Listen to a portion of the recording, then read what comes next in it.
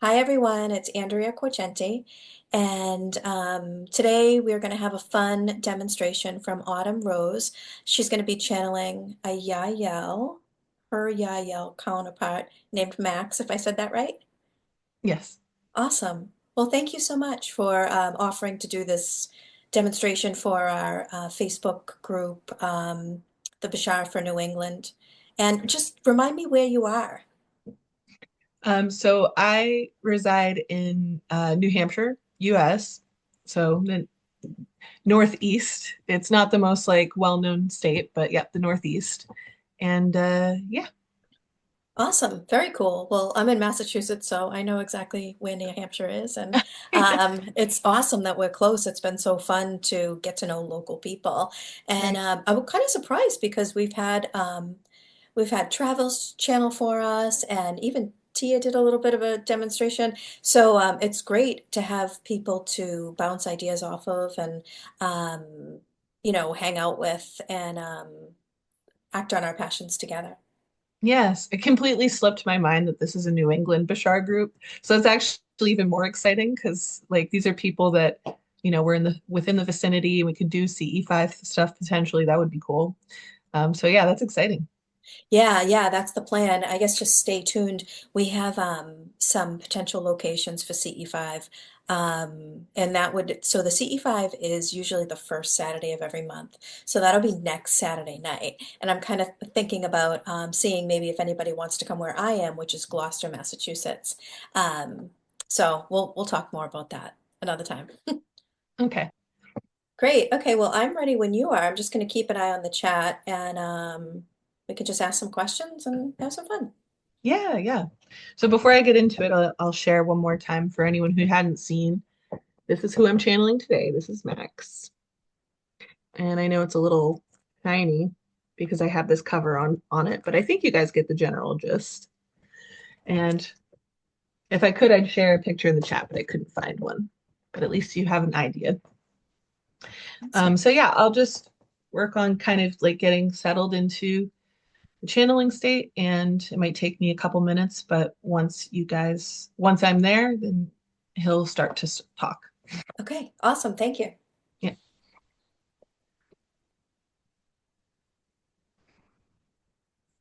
Hello, everyone. Thank you so much for welcoming me in today and taking the time to make this space and forum for us to be able to meet and talk. It's always very exciting for me and others who come through channeling to be able to talk with humans so directly through their own language and their own way of communication. So, channeling for us is a very exciting experience, and I hope that you all feel the same as well. Today, I know that the channel is kind of interested in me sharing a little bit before I take questions. I'm typically a little more interested in hearing from other humans. I'm not a big talker myself, but I figured it might be a good opportunity to talk a little bit more about the YahYel and what we're currently doing right now, as I'm sure that humans are pretty interested in how we are going through our day to day and making preparations for the open contact experiences that are basically right around the corner for a lot of individuals, but also for the collective. So, one of the biggest things that we are doing right now is preparing the hybrid children. And that has been a joyful and a little bit of a chaotic experience as children, uh, as hybrid children, just as human children, have a lot of energy and a lot of uh, excitement that can be hard to contain or it can be hard to direct. So they are pretty impatient and excited to be able to start having more direct contact with their human families. Um, so that's something that's taking up a lot of our time is as the children are becoming more excitable and more kind of on the edge of their seats, we're putting more of our time into being present with them and helping them through the emotional experiences they're going through, as children need a lot of support through that to help them understand how to handle such big feelings. So that's kind of what my hands are full with nowadays, is spending a lot of time with the particular hybrid children that I've been mentoring. And their favorite thing to do right now is practicing human. That is one way to put it. So doing things like practicing washing the dishes and practicing folding laundry and doing laundry, just uh, different kinds of human things that we don't really necessarily have to do in our civilization and our culture. So that is something that we're doing. Also, a lot of exploration through art, a lot of expressing emotion through art and channeling emotion through art as well. We're also doing a lot of preliminary meetings, especially for the teenage hybrids in particular, or the teenage hybrid children in particular. Uh, they are in a place of curiosity, of wanting to get to know their genetic lineage a little bit more closely. So we often will do visits through all the different genetic connections that they have to different human families. Because usually a hybrid child is made up of not just like the genetics of two beings, it's typically the genetics of many humans and many hybrids, or many ETs as well. So we've been spending time a lot with the older ones, um, doing visits with uh, their family, their human families. Most of them, most of the visits are not conscious. A lot of times we're visiting while their family members are sleeping so that we can have something akin to physical contact without scaring the person too much. Sometimes they'll even be kind of like half asleep and half awake and partially interact with the hybrid children a little bit, kind of like almost like a sleep talking or sleepwalking kind of like experience. Um, and there have been a few instances of some pretty conscious physical contact, but that is a small number of children have been able to have that experience, as it's not very common for humans yet to be able to be consciously awake and aware during contact. Um, see what else is fun that's going on. A lot of energetic engineering and a lot of energetic support is being given to the planet right now, as well as humans in general. So we have a lot of people in our societies that specialize um, in working with energy in particular, and also using technologies to help with amplifying energies or sending energies to Earth as a whole, or to individuals or creatures, or um, interdimensional beings, also sending energy to sacred sites as well, and different types of portals that are on the planet. A lot of the portal work is actually done with ships themselves, because the ships are essentially sentient beings, and they can help with a lot with sending larger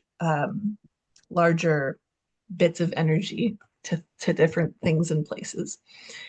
Um, So yes, that's about everything that I can think of at the moment that's relevant or exciting to share. And so now I'm going to just leave the floor open for anyone to ask questions. Okay, great. Thank you. It's fun to hear about your world and your view, and thank you for helping Earth so much. I I'm wondering where exactly, so where did the YahYel come from? Like, do you have a home planet, or are you just amongst the stars? So this actually gets a little bit fuzzy when these kinds of questions are asked, because there are many different versions of the YahYel. So I can only speak to my timeline's version of the YahYel civilization. For me, we do actually have a planet, and it's kind of like a home base, even though we were kind of created as a society within space, not having a real one particular root. We had decided as a society to root ourselves upon a planet, and but because we had been created basically in space, we do a lot of traveling and a lot of assistance of other civilizations as well. Okay, great. And question is, what distinguishes the hybrid children from the tall whites, the Mashanai, the YahYel, and other hybrid races? So the hybrid children um, is a term that's used for the generation of hybridized um, grays and humans that are genetically the closest to being human than being gray. So there's still a good amount of, or there's still a small portion of gray genetics that essentially still makes them not technically earthlings, technically more like an extraterrestrial, but the majority of the genetics are human. So this was basically worked towards as a bridge, as a living, breathing biological bridge between humans and grays, but also humans and in general extraterrestrials, because many of the children and hybrids in general have other extraterrestrial DNA incorporated into their DNA, because a part of the project was there was many layers actually of meaning and purpose to the project, and one of those was being that that the eventual coming together of our two societies and helping to utilize this biological factor, and eventually um, I'm trying to figure out the best way to word this. The children of the hybrid program are a part of helping to bridge our societies together, but also eventually, when our societies start to meet face to face, the love between humans and extraterrestrials, meaning humans and extraterrestrials coming together and making families in a literal sense, is also going to be a part of what helps to bridge our societies and bring them together. So that's the difference essentially, is they're very human-like, quite human, in fact. And so we technically don't consider them, at least amongst ourselves, an extraterrestrial race, but they are still not genetically similar enough to humans to call them strictly humans. Great. Yeah, it's always interesting to hear about the hybrid children. Do you also see what Bashar says when he says that 333 hybrid children do you resonate with that number to come as the first wave to live on Earth?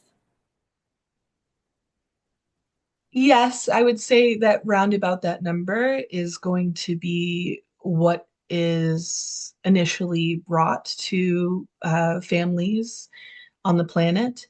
That number can change here or there depending on how the timelines shift and intentionality and energy of the moment. But we're keeping the number small, mostly due to the fact that the number of initial contactees are actually small in general. So even if you don't technically have hybrid children in the program, which is not super likely, but it does happen, your initial contact, the people who are going to be initially contacted in general, um, are a small number of people, just to start with establishing the energy of contact, the energy of consciously being present with extraterrestrial energy, starting it very small so that it can slowly kind of ripple out from there. And the initial contactees are going to kind of act like um, antenna or lightning rods, if you will, and they're going to be continuing their daily lives in the human world, while also simultaneously experiencing contact. And when they're going back into the human world to do their daily things, they're bringing that energy with them, and thus making it a little bit easier with each day for the rest of the collective to be able to have physical contact with extraterrestrials. Great. And just while we're on the subject of hybrid children, can you tell me personally anything about my hybrid children and my involvement? Any messages that they might want me to know? Um, yeah, any contact experiences that I can tune more into? So there is one little girl in particular that is very, very excited and that's coming forward first and foremost. She's about 5 years old. And let me see if she's feeling brave enough to share her name.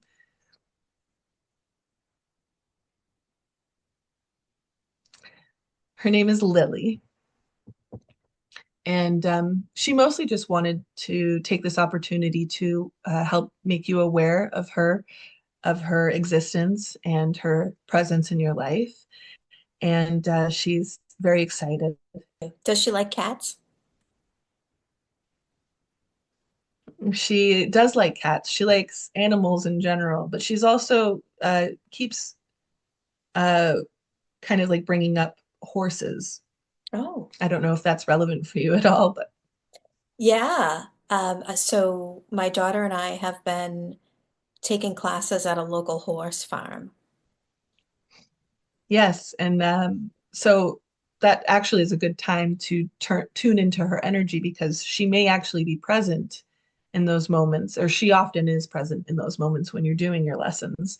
She's kind of off on the sidelines physically watching you, not close enough to make you feel uneasy, as sometimes can happen with the physical presence of an ET. But she loves watching you guys learn how to ride the horses and loves watching the horses be. She says she likes how they are strong, but they're also kind of moody and sassy sometimes. She likes that. Awesome. Can she send some healing energy to Fluff? Oh, yes, yes. She said that she's happy to do that, especially anything to do with animals. She's happy to do that. Oh, thank you. Great, thank you. I'll be more in touch with Lily. Does she have anything else that she wants me to know or?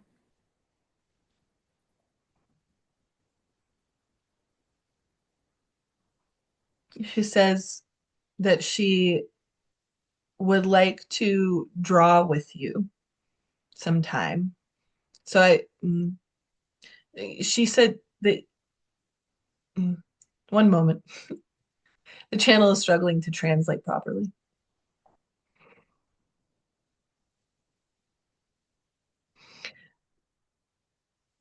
A good way to connect with her is to sit down and to try drawing with crayons or markers or anything that you like. It doesn't have to, the drawings don't have to be perfect or they don't have to come out just right.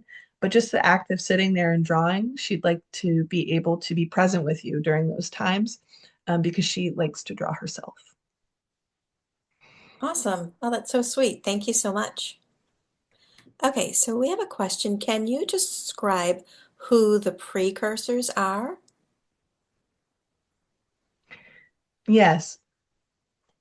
So the precursors are one of the, I guess, offshoots of the hybrid program or projects that we do to help with progressing open contact, basically.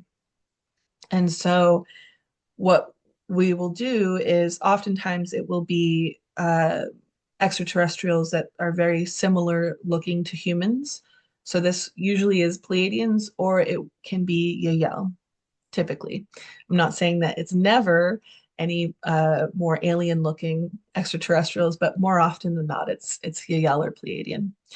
And so we're typically putting ourselves into public spaces to help with adjusting, like calibrating in a way and desensitizing in a way the humans' energetic exposure to ETs, to the more alien energy.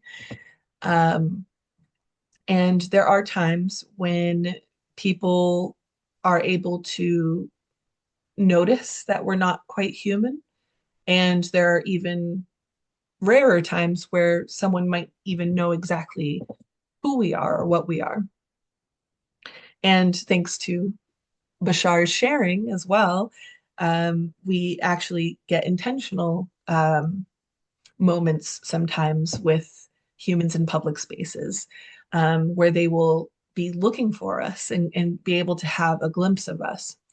And those moments are very special. And I mean, all the different kinds of moments we have can have with humans when we're doing precursor work can be very special. Um, and there, but I would also like to add that if you do happen to see a precursor in a public space, it's not not necessarily by accident either. It's usually something that's I guess you could say destined to happen or something that you had opted into to be able to have exposure to. So if it's something that you have an interest in on a personal level and it feels very exciting to you, then it's precursor hunting could be a fun thing to do and might be something that your soul is looking for. But it's just one of the many different ways that we explore contact energy with humans. Thank you. That's exciting to go maybe precursoring around. Another question, what about the hybrid beings, the first race? Will they be I guess, the next race to arrive on Earth after the hybrid children? I think I know what this question is referencing. But but the channel is a bit confused, and I only have access in terms of vocabulary to what they have access to, and as far as what is being translated and brought through. But I think you're speaking about the first or the last hybrid race after open contact happens, correct? Yeah, that sounds about right. Okay. So this is the hybrid race that comes from humans and extraterrestrials basically making families together. So from that point on, the human genome will be changing permanently to be eventually just a combination of more ancient human genetics and extraterrestrial genetics. So there will be a point in the future where the human genome that we know now will no longer be present on the planet. And is there a name for what the human race is becoming? There is, but the channel does not have access to that right now, at least based upon their own memory. Okay. Do you know Tasha from the YahYel?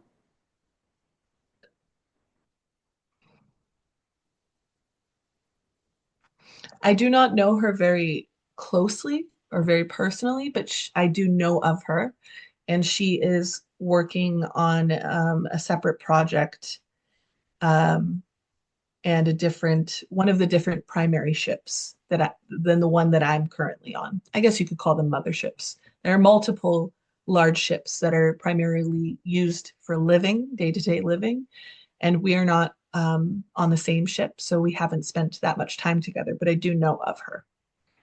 What determines the birth date of a hybrid child?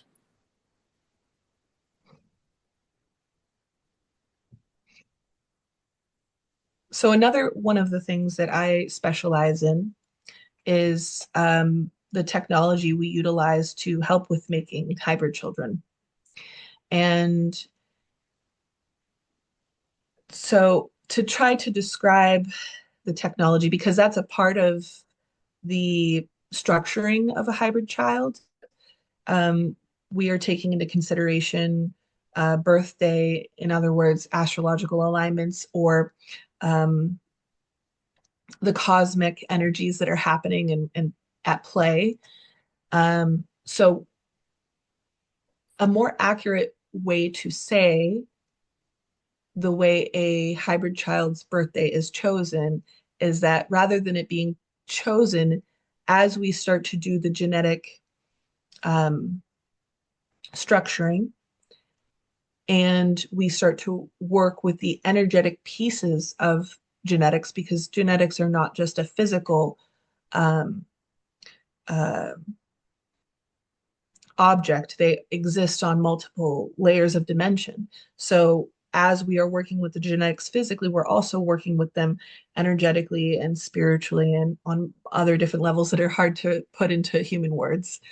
And so as we are starting to kind of be inspired by the soul, we're in communication with the soul that is looking to incarnate. As we're in communication with them and they are helping to give us inspiration on what kind of structures we're making, what kind of ways we are putting things together, that energy starts to slowly coagulate. And as it starts to coagulate and we can read it a little bit more clearly and hear the voice of the spirit a little bit more clearly as it starts to hone in and kind of focus in into more of a pinpoint of what it wants to be, then that's when we kind of come to understand what the birthday is going to be. And sometimes we'll be kind of putting together a genetic sequence for a hybrid child, and we come to discover that we need to put the genetics onto the shelf, so to speak, for like 2 to 3 years because they feel that they would be more appropriately uh, brought into this world at a time in the future. So I think that's the best way to explain it. It's difficult because our technology isn't just a physical technology, it's also like a consciousness based technology. So some of this doesn't translate through words all the time. Well, that makes sense. That gives us a good picture. Thank you. Phil is asking, has he been contacted? Contacted? Yes. Um, just as a side note, most humans that are engaging in Bashar's content are drawn to it because they're being contacted or they're involved in the hybrid program in some sort of way, or they had experienced contact as a child. And for Phil, I'm seeing that he had some contact as a child and his genetics are being utilized, or one of the genetics being utilized for hybrid children. And does he have hybrid children that have already been created and birthed? Yes. Is there anyone that would like to give him a personal message now?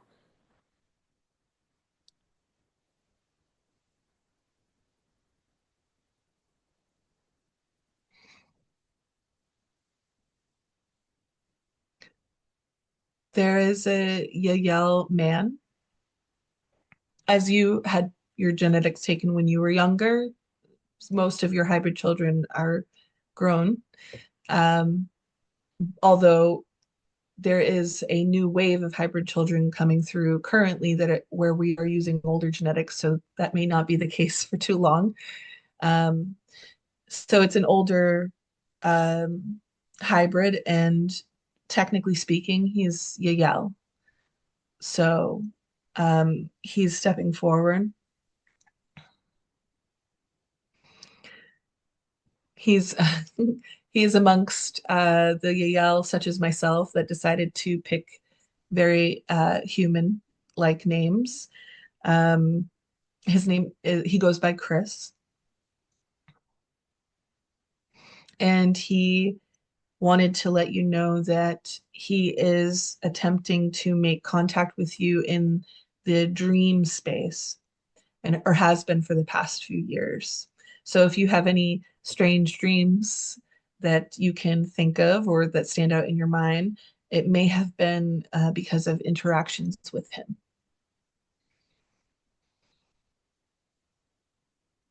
Well, that's great information. Thank you.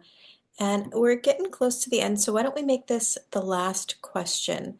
Bashar has told me that there are many kinds of hybrid children. Can you tell us about the different types of hybrid children?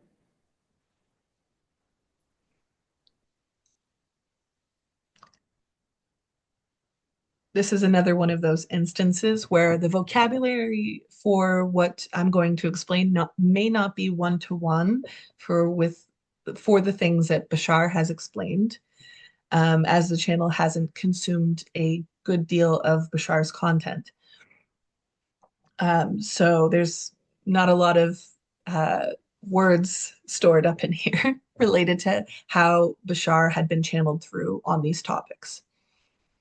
I would say for myself, from my perspective, the biggest differences that can be with hybrid children, because there is the hybrid children of the hybrid project, but hybridization in the universe happens all the time in all different parts of the cosmos. So there are lots of different types of hybrid children, and that they are brought into this world for all sorts of different agendas and reasons and purposes. I would say for the hybrid children of the Earth's hybrid program, um, there are hybrid children who are um, being created to help with creating that bridge, like I had mentioned. And there are also hybrid children that are made for more along the lines of what the Intergalactic Federation or whatever other term has been used for the larger extraterrestrial group that's helping to work with the Earth right now. They have some of their own intentions and their own agendas. One of the big things that they're trying to do is to create more unifying energy, not just with ETs and Earth, but with all sorts of beings of the universe. And so, one of the ways that they can easily do that is by creating hybrid children of different planetary genetics.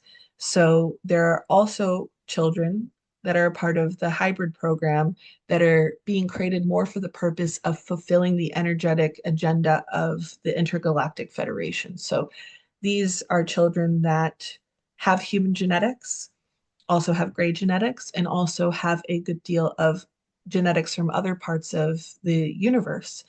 And they are not the first um, hybrid children that are going to be presented because they are the ones that look the least like humans. And so their energy will take longer for humans to get adjusted to.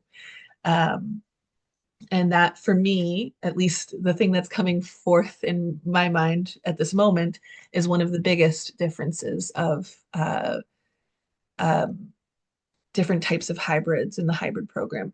There may be more subcategories and subsections, but those don't necessarily matter too much at this point in the process for humans.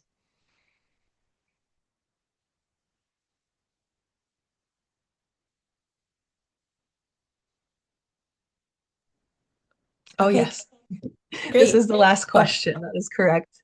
yes. Um, well, thank you all so much for making this space for me tonight. I enjoyed this time greatly, and it was very nice to be able to talk about such exciting events that are happening for not just humans, but for us as well. So um, I send you all of my love, and I will be around, I suppose. And I hope you all have a good night. Thank you very much. We appreciate you coming through tonight.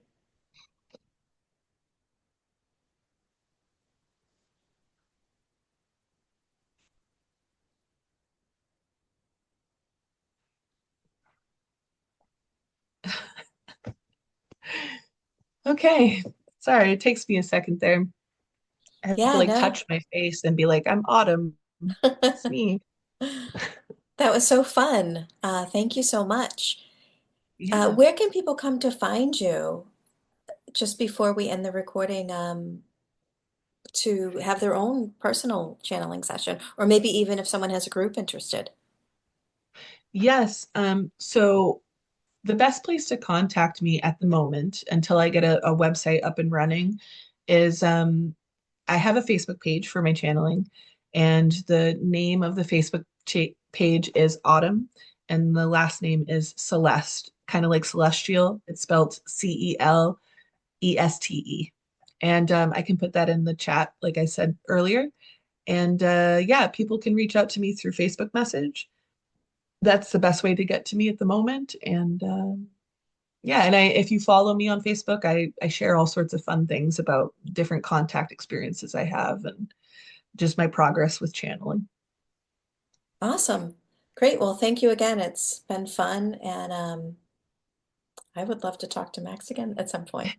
Yes, that would be great.